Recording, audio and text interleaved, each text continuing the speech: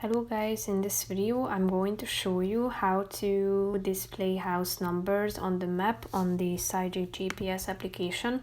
But first I just want to mention, don't forget to subscribe to my channel because at 10,000 subscribers I am going to show you my whole YouTube revenue statistics and growth strategy, how to make money online. Now let's jump into it.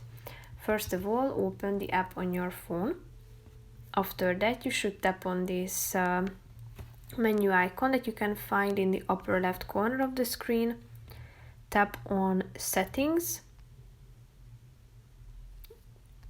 tap on the X button at the top, so click on settings, then tap on view units in the general section, and now click on house numbers, which is the third option.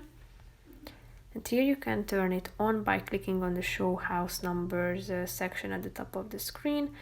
However, if you would like to disable this feature, just click on the off button and then the house numbers won't be shown. So basically that's pretty much it for this video guys. See you in the next one. Bye bye.